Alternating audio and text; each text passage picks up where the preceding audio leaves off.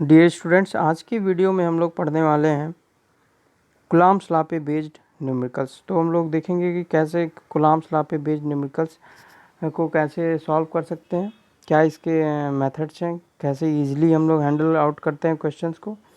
और दूसरी जो सबसे इम्पोर्टेंट बात है बच्चों, वो कि ये कि सबसे ज़्यादा जो है कह सकते हैं पूछा जाने वाला टॉपिक है ये। तो इसको हम लोग सॉल्व करने वाले हैं आज। तो ये हमारा जो फर्स्ट क्वेश्चन है वो क्या कह रहा है कि 2 point charges q A and q B. Q A की वैल्यू दे रखी है +8 माइक्रोकुलम, क्यू बी की वैल्यू जो है -5 माइक्रोकुलम। ये दोनों चार्जेस जो हैं एक पॉजिटिव और एक नेगेटिव है, यानी कि फोर्स कैसा रहने वाला है बच्चों, अट्रैक्टिव होने वाला है। और इनके बीच की जो डिस्टेंस है वो 10 सेंटीमीटर है। तो सबसे फर्स्ट ऑफ ऑल जो है, और के की वैल्यू दे रखी है। तो फर्स्ट ऑफ ऑल जो है बच्चों, एक मिनट, फर्स्ट ऑफ ऑल जो है हम लोग, ये डायग्राम है बच्चों।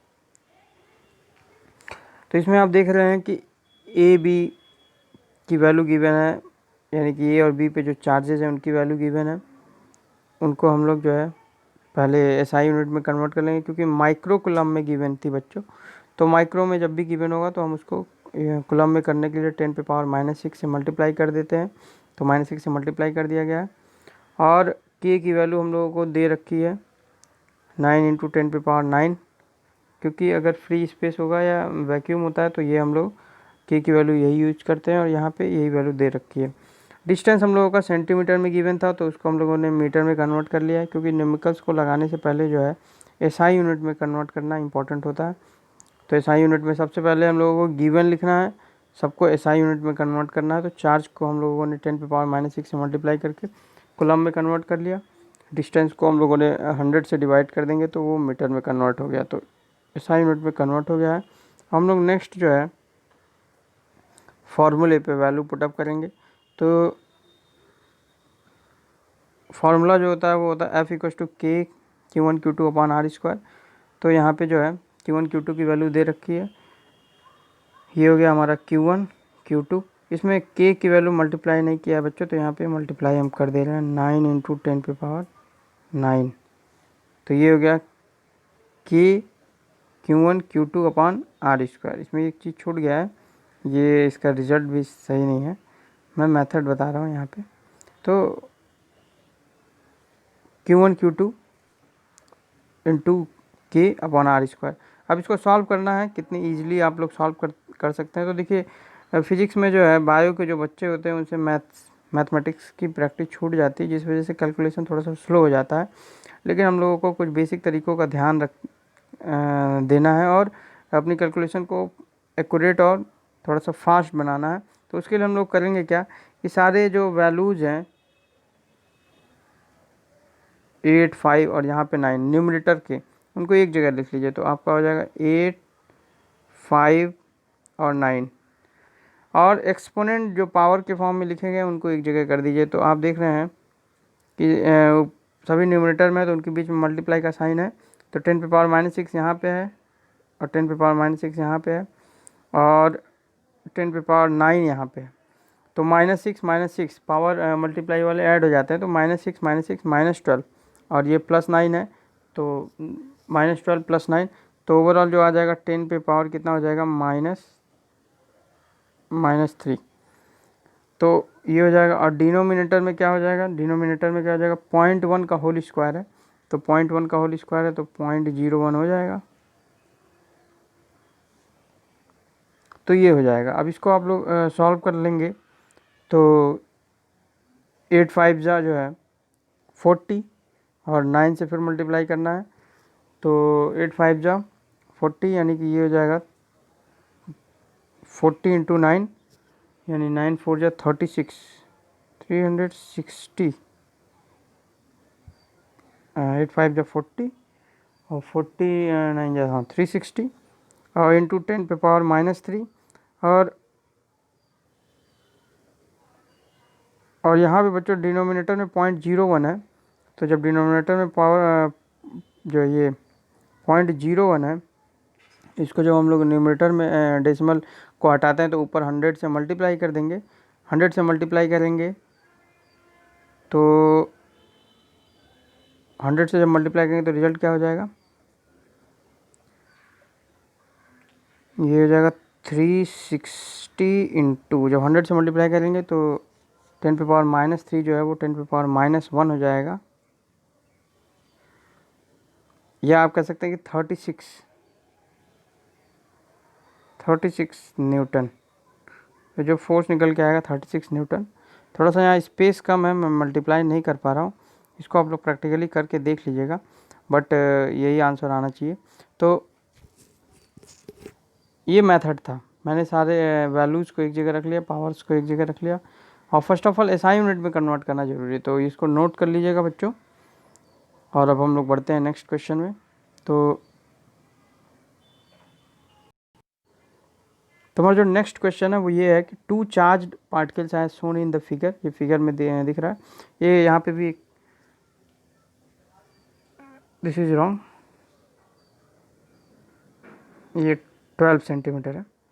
तो हमारा जो क्वेश्चन में दे रखा है कि 2 चार्जेस, एक पी पे रखा गया है वो +10 माइक्रोकुलम का है, जो क्यू पे रखा गया है वो +20 माइक्रोकुलम का है, दोनों पॉजिटिव चार्जेस हैं, यानी कि फोर्स जो है रिपल्सिव लगने वाला है। तो यहाँ पे इलेक्ट्रोस्टैटिक फोर्स की क्या वैल्यू रहने वाली है वो निकालना है। यहाँ पे के की वैल्यू हम लोगों को गिवन है, इनको हम लोगों ने सेम प्रोसेस फॉलो किया है, माइक्रो में दिया हुआ था तो हम लोगों ने 10⁻⁻6 से मल्टीप्लाई कर लिया, और डिस्टेंस हम लोगों का जो है सेंटीमीटर में गिवन था तो उसको हम लोगों ने 100 से डिवाइड कर दिया मीटर में। आप चाहें तो इसको इस फॉर्म में भी लिख सकते हैं, या फिर इसको पावर के फॉर्म में लिख लीजिए, 12 इंटू 10⁻⁻2 मीटर। अब इसके बाद हम लोग को सीधे सीधे वैल्यू पुटअप करना है, तो वैल्यू पुटअप आप कर देंगे। तो आप देख रहे हैं कि फॉर्मूला हम लोग जो जानते हैं इक्वल्स टू के Q1 Q2, या यहाँ पे हम लोग QP QQ भी लिख सकते हैं, क्योंकि जिस टर्म से रिप्रेजेंट किया गया चार्ज को वो हम लोग टर्म यूज करते हैं। अब सारा खेल यहाँ पे भी कैलकुलेशन का ही है। K की वैल्यू दे रखी है 9 इंटू 10⁻9, Q जो पहला चार्ज है उसकी वैल्यू दिया हुआ 10 माइक्रोकुलम, 10 इंटू 10⁻⁻6 है, 10⁻⁻6, और जो दूसरा चार्ज है वो दे रखा है 20 इंटू 10⁻⁻6, और अपान जो है डिस्टेंस जो है इसको हम लोगों ने लिख लिया था 12 इंटू 10⁻⁻2 का होल स्क्वायर। अब इसको हम लोग कितने आसानी से सॉल्व कर सकते हैं, ये हमारे ऊपर हमारे प्रैक्टिस के ऊपर बेस्ड है। तो यहाँ पे तो सारे इजी नंबर्स ही गिवन है, तो आसान तरीका ये है कि 9 है, 10 है और ये 20 है। खैर इसको हम लोग यहीं पे सॉल्व कर दे तो ये 10⁻⁻5 हो जाएगा, ये पावर 1 है तो मल्टीप्लाई है तो पावर ऐड होगा तो 1 और +-6 तो -5 हो जाएगा, तो इसको तो हम लोग यहीं पे यूज कर लेंगे। तो ईजिली आप इसको सॉल्व कर सकते हैं, और यहाँ पे सॉल्व किया गया है तो ये वैल्यू हो जाएगा 125 न्यूटन। तो यहाँ पे मैथ्स, सिंपल मैथ्स यूज करनी है। तरीका मैंने बता दिया कि सारे न्यूमरिक वैल्यू को एक तरफ रख लीजिए, एक्सपोनेंट को एक जगह रख लीजिए, पहले न्यूमरेटर को थोड़ा सा सिस्टमेटिकली मिनिमाइज कर लीजिए, डिनोमिनेटर को फिर मिनिमाइज कर लीजिए, और फिर लास्ट में जो है उनको डिवाइड मल्टीप्लाई जो भी करना है। एक्सपोनेंट्स रूल्स पता होने चाहिए कि अगर बेस सेम हो और मल्टीप्लाई होगा तो पावर ऐड हो जाएंगे, और अगर डिवाइड होगा तो पावर माइनस हो जाएंगे। तो इतनी मैथ्स आप लोग 10 तक की मैथ्स को रिवाइज कीजिए, और 10 तक मैथ हर आदमी पढ़ कर के ही जो है आया हुआ है, ऐसा कोई नहीं कि जो 10 तक की मैथ्स नहीं पढ़ा, तो 10 तक की ही मैथ्स यूज होने वाली है। चलिए तो नेक्स्ट तीसरे क्वेश्चन की तरफ आगे बढ़ते हैं।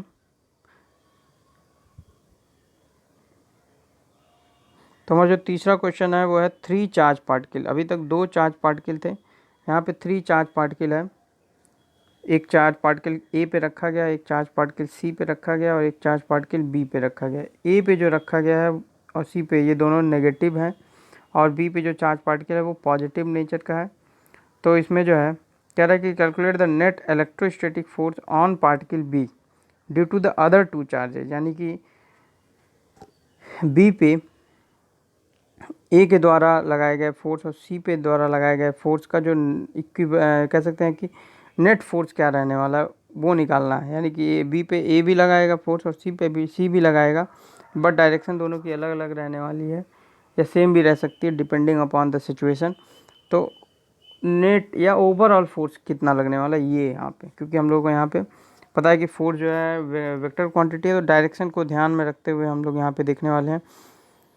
तो इसके लिए आप लोगों को सेम प्रोसेस अप्लाई करना है, 1 बाय 1 है यहाँ पे हम लोग सॉल्व करने वाले हैं। पहले हम लोग देखेंगे कि ए जो है वो बी पे कितना फोर्स लगा रहा है।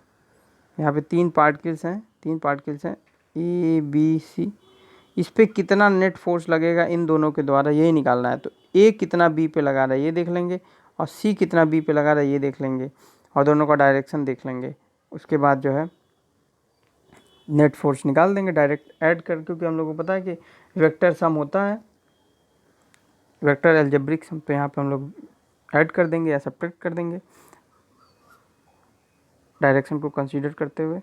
तो पहले ए बी पे कितना फोर्स लगाएगा ये निकाल देते हैं। तो ए बी पे जो फोर्स लगाने वाला है उसको हम लोग लिख सकते हैं एफ ए बी या एफ बी ए भी हम लोग लिख सकते हैं।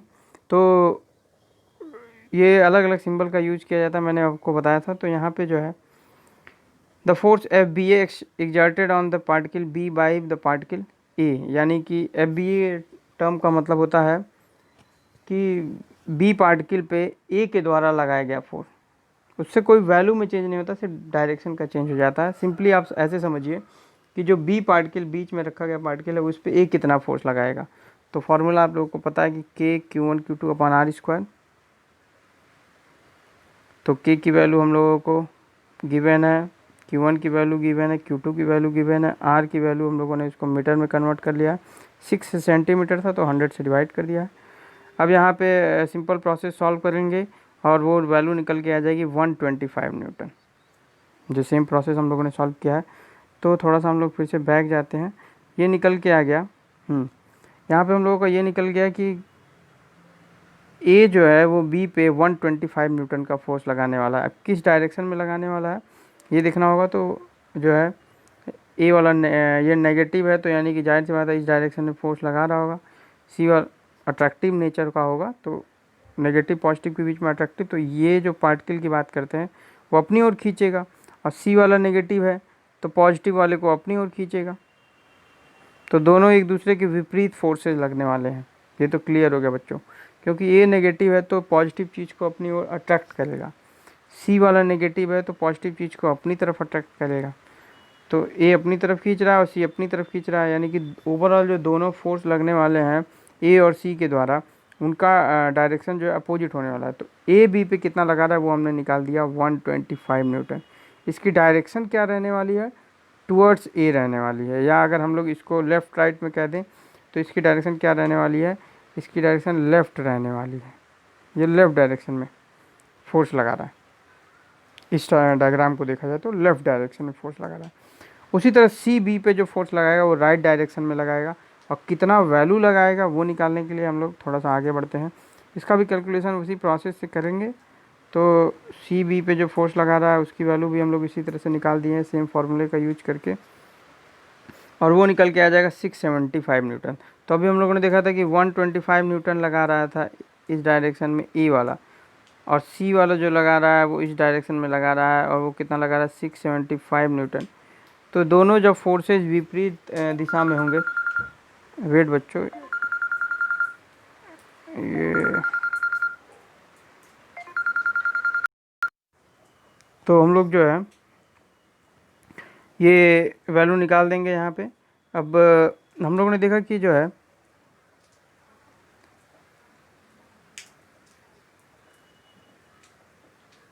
125 न्यूटन का जो फोर्स है वो इस डायरेक्शन में लग रहा है, और 675 न्यूटन का जो फोर्स है वो इस डायरेक्शन में लग रहा है, और ये दोनों ही फोर्सेस एक दूसरे के अपोजिट डायरेक्शन में है। तो आप लोग को पता है कि अपोजिट डायरेक्शन में जब भी फोर्सेज लगते हैं तो इनको जो है हम लोग सब्ट्रैक्ट कर देंगे, तभी रिजल्टेंट फोर्स निकलेगा। सेम डायरेक्शन में होंगे तो ऐड कर देते थे, क्योंकि हम लोगों को डायरेक्शन के साथ इनको ऐड अप करना होता है। वेक्टर सम होता है बच्चों, केवल सम नहीं, वेक्टर सम। तो वेक्टर सम का मतलब डायरेक्शन को किसी एक को पॉजिटिव मानिए, किसी एक को नेगेटिव। अगर हम इसको पॉजिटिव मान लेते हैं तो ये वाला नेगेटिव माना जाएगा डायरेक्शन के अकॉर्डिंग। तो आप जब इनको ऐड करेंगे तो ऑलरेडी वो सब्ट्रैक्ट हो जाने वाला है। तो कहीं ना कहीं हम लोग इन दोनों फोर्सेस को सब्ट्रैक्ट कर देंगे, और सब्ट्रैक्ट कर देंगे तो जो नेट फोर्स निकल के आ जाएगा बी तो आप जब सब्ट्रैक्ट कर देंगे तो ये देखिए 675 में से 120, क्योंकि अभी किस डायरेक्शन में लगने वाला है वो भी हम लोग निकाल सकते हैं। पहले मैग्नीट्यूड निकाल देते हैं, तो 675 न्यूटन में से 125 माइनस कर देंगे तो 550 न्यूटन। अब देखिए डायरेक्शन क्या रहने वाला है वो बता देते हैं। तो देखिए 125 न्यूटन इस डायरेक्शन में लग रहा था, 675 न्यूटन इस डायरेक्शन में लग रहा था। ये 675 है, ये 125 है, तो नेट फोर्स इसी डायरेक्शन में लगेगा क्योंकि इस डायरेक्शन में ज़्यादा फोर्स लग रहा है। कितना नेट फोर्स लगेगा? तो 550 न्यूटन। तो नेट फोर्स अगर मान लीजिए क्वेश्चन में पूछा होता तो टूवर्ड्स सी पार्टिकल, अगर पूछता कि नेट फोर्स की डायरेक्शन क्या रहने वाली है तो वो टूवर्ड्स सी पार्टिकल रहने वाली है। नेट फोर्स कितना लगने वाला है तो वो 550 न्यूटन। तो ये क्वेश्चन में दोनों पूछा हुआ था, तो इसका आंसर हो गया कि मैग्नीट्यूड तो इसका इतना होगा, डायरेक्शन इसका ये हो जाएगा। अगर इसका डायरेक्शन अगर जो फिगर में दिख रहा था वो उससे देखा जाए तो डायरेक्शन टूवर्ड्स सी होगा, या कह सकते हैं कि राइट साइड में फोर्स लगने वाला। तो इस तरह से आप रिप्रेजेंट कर सकते हैं। चलिए एक क्वेश्चन और डिस्कस करते हैं। तो नेक्स्ट जो हमारा क्वेश्चन है वो ये है कि question number 4, Q1 equals to 10 microcoulomb, Q2 equals to 50 microcoulomb and Q3 is separated as shown in the figure given below. तो यहाँ पे जो है बच्चों हमारा दो चार्जेज हैं, उनकी वैल्यू दे रखी है। दो चार्जेज की वैल्यू दे रखी है, Q1 की वैल्यू 10 माइक्रोकुलम, Q2 की वैल्यू 50 माइक्रोकुलम, Q3 की वैल्यू नहीं दे रखी है, वो हमें कैलकुलेट करनी है। जबकि हमें एक कंडीशन बता रहा है कि what is the electrostatic charge on the particle 3 if the net electrostatic force on particle 2 is 0। यानी कि पार्टिकल 2 पे जो है लगने वाला जो ओवरऑल फोर्स है Q1 और Q3 की वजह से, अगर मान लिया जाए कि वो नेट फोर्स 0 है, जैसे अभी हम लोगों ने जस्ट प्रीवियस क्वेश्चन में देखा है कि बीच वाले जो पार्टिकल में हम लोगों ने जो दो किनारे किनारे के जो चार्जेस फोर्स लगा रहे थे उसका नेट फोर्स निकल के आया था, कुछ उसकी वैल्यू निकल के आई थी। बट यहाँ पे क्या है कि 0 है फोर्स, इसका मतलब दोनों इक्वल फोर्स लगा रहे होंगे दोनों तरफ से। जितना फोर्स Q1 लगा रहा होगा Q2 पे, जितना फोर्स Q1 Q2 पे लगा रहा होगा उतना ही Q3 भी Q2 पे लगा रहा होगा, और टोटल ओवरऑल फोर्स 0 हो जा रहा है। तो ये कंडीशन दे रखी है लेकिन इस पर चार्ज नहीं दे रखा है, तो वही निकालना। सिंपल प्रोसेस फॉलो करने वाले हैं इसमें भी। हम लोग क्या करेंगे, पहले देख लेंगे Q1 Q2 के ऊपर कितना फोर्स लगा रहा है। हाँ, डायरेक्शन की बात करते हैं, यहाँ पे एडअप होगा कि सब्ट्रैक्ट होगा, तो ये देख लेते हैं। देखिए तीनों ही पॉजिटिव चार्ज हैं, तो यानी तीनों ही रिपल्सन फोर्स लगने वाला है। तो जो ये मैं प्लस बना लेता हूँ, ये प्लस और ये प्लस। अब इसकी बात करें तो ये जो है इसको बाहर की तरफ पुश करेगा, अपने से दूर धकेलेगा, यानी लेफ़्ट डायरेक्शन में फोर्स लगाएगा। अगर हम इसकी बात करते हैं तो ये अपने से दूर धकेलेगा, यानी कि इस डायरेक्शन में फोर्स लगाएगा। तो आप देख रहे हैं कि इस बार भी दोनों ही जो फोर्सेस हैं वो विपरीत दिशा में लगने वाले हैं, दोनों ही जो है डायरेक्शन में अलग अलग डायरेक्शन में लगने वाले हैं। तो यहाँ भी आप क्या करने वाले हैं, नेट फोर्स निकालने के लिए क्या कर देंगे, इनको सब्ट्रैक्ट कर देंगे, जैसे पिछले केस में किया था। नेट फोर्स निकालने के लिए आपने सब्ट्रैक्ट कर दिया था क्योंकि अलग अलग डायरेक्शन थी, सेम डायरेक्शन होता तो ऐड अप कर देते डायरेक्टली। तो अब सब्ट्रैक्ट करना है, फोर्स निकालना है, सब्ट्रैक्ट कर देना है। हाँ, सब्ट्रैक्ट करने के बाद जो रिजल्ट आएगा वो दे रखा है, कितना आएगा, 0 आएगा। क्यों? क्योंकि जो वैल्यू इसकी है वही वैल्यू इसकी भी है, बस डायरेक्शन का फ़र्क है। ये क्वेश्चन में दे रखा है बच्चों, what is the electrostatic charge on the particle 3 if the net electrostatic force on the particle 2 is 0। इसका मतलब यहाँ पे नेट फोर्स 2 पे जो लगने वाला है, इस पार्टिकल पे नेट फोर्स जो लगने वाला है वो 0 है। तो इस पे दो फोर्स लग रहा है, एक ये लगा रहा है और एक ये लगा रहा है, दोनों बराबर होगा तभी नेट फोर्स 0 हो सकता है। तो हमें ये कंडीशन दे रखा है। तो इसमें हम लोगों ने पहला पार्टिकल जो है दूसरे पे जो लगा रहा था वो निकाल दिया है, उसकी वैल्यू हम लोगों ने निकाल दी है और वो निकल के आ गई है इतनी। इसमें के से मल्टीप्लाई नहीं किया गया है, के से मल्टीप्लाई इसलिए नहीं किया गया क्योंकि दोनों तरफ रहेगा तो अभी वो कॉमन हो जाएगा या कट जाएगा। तो ये थोड़े से कुछ इजी ट्रिक्स हैं जो आप लोगों को अप्लाई कर लेना चाहिए, इससे थोड़ा सा ईजिली हो जाता है। के की वैल्यू नहीं पुटअप किया है क्योंकि यहाँ पे कट जाने वाला है, आप पुटअप कर देंगे तब भी कोई दिक्कत नहीं है। तो बाकी का रूल सेम रहने वाला, तो ये वैल्यू यहाँ पे निकल के आ गई। अब इसी तरह से दूसरा तीसरा वाला पार्टिकल दूसरे पे, ये पहला वाला पार्टिकल दूसरे पे लगा रहा था, अभी मैंने बताया ये 3 पार्टिकल थे, इस तो इस पे ये वाला लगा रहा था इस डायरेक्शन में, वो निकाल दिया। अब ये वाला पार्टिकल इस डायरेक्शन में जो लगाएगा वो भी निकाल देते हैं उसकी वैल्यू। तो उसकी वैल्यू निकल के आ जाएगी बच्चों, ये वाली, ये वैल्यू निकल के आ जाएगी। आप लोग इसको सॉल्व करके पुटअप करके देख लेंगे। हाँ, यहाँ पे कैसे निकलेगा तो देखिए यहाँ Q3 के टर्म में आने वाला है। क्यों? क्योंकि फार्मूला होता है Q1 Q2, मतलब दोनों चार्जेस का प्रोडक्ट। तो इसमें एक ही चार्ज इस पे लग रहा है वही दिया हुआ है, जो लगा रहा है उसकी वैल्यू नहीं दे रखी है। उसकी वैल्यू आप कुछ भी मान लीजिए एक्स वाई जेड, या Q3 यहाँ पे रहने दिया तो Q3 के टर्म में आ जाएगी ये वैल्यू। यहाँ पे एग्जैक्टली न्यूमेरिक वैल्यू नहीं आएगी क्योंकि हमें तो वो चार्ज ही नहीं पता है जो फोर्स लगा रहा है, तो उसकी वैल्यू आप Q3 मान लीजिए और Q3 के टर्म में ये चार्ज निकल के आ जाएगा। अब इसके बाद आप लोग को अभी मैंने बताया कि नेट फोर्स निकालने के लिए सब्ट्रैक्ट करना पड़ेगा, ये चीज़ तो हमें क्लियर है। तो यहाँ पे देखिए सब्ट्रैक्ट कर दिया गया, और सब्ट्रैक्ट करने के बाद जो वैल्यू आएगी वो हमें दे रखी है। सब्ट्रैक्ट करने के बाद जो वैल्यू आएगी वो दे रखी है, तो सब्ट्रैक्ट करने के बाद यहाँ पे हम लोगों को दे रखा है। अब यहाँ पे आप दोनों फोर्सेस का सब्ट्रैक्शन 0 होगा, और भाई ये माइनस है, इसको आप इधर ले जाएंगे तो इधर आएगा तो प्लस हो जाएगा। तो सिंपल सी बात है, आप पहले वाले फोर्स और दूसरे वाले फोर्स को सब्ट्रैक्ट करेंगे तो 0 आएगा। लेकिन अगर आप ये दोनों फोर्सेस, इस वाले माइनस वाले को आप इधर ले जाते हैं तो प्लस हो जाएगा। ये तो जैसे आप ये पढ़ते होंगे x minus Y equal to 0 है, इसका मतलब x इक्वल टू वाई। तो बात अंडरस्टूड है कि दोनों 2 माइनस 2 0 होता है, इसका मतलब क्या है 2 इक्वल टू 2 बराबर ही होगा। तो यहाँ पे सिंपल सी बात, दोनों फोर्स बराबर होंगे तभी दोनों को घटाने पे 0 आएगा, ये मेरे कहने का मतलब है। तो यहाँ पे वही चीज़ यूज किया गया, दोनों फोर्सेस बराबर हैं तो उनको बराबर इक्वेट कर दीजिए। तो देखिए के नहीं पुटअप किया गया था, तो के से के तो यहाँ पे कैंसिल हो जाने वाला है, के से के यहाँ पे कैंसिल हो जाएगा। बचा यहाँ पे Q3, एक में Q3 के टर्म में आया था, तो जो निकालना है उसको छोड़ दिया जाए और बाकी सारी चीज़ें आप अदर साइड भेज दीजिए। भेजने का रूल क्या है, जो डिनोमिनेटर में है वो इधर गया न्यूमरेटर में हो जाएगा, जो न्यूमरेटर में रहेगा वो इधर आएगा तो डिनोमिनेटर में हो जाएगा। तो आप इसको यहाँ पे सिंपल मैथमेटिक्स का रूल फॉलो कराते हुए मल्टीप्लाई डिवाइड पावर्स को सॉल्व करना, और ओवरऑल आपका जो रिजल्ट है वो इतना निकल के आ जाएगा। तो इसकी यूनिट कूलम हो जाएगी।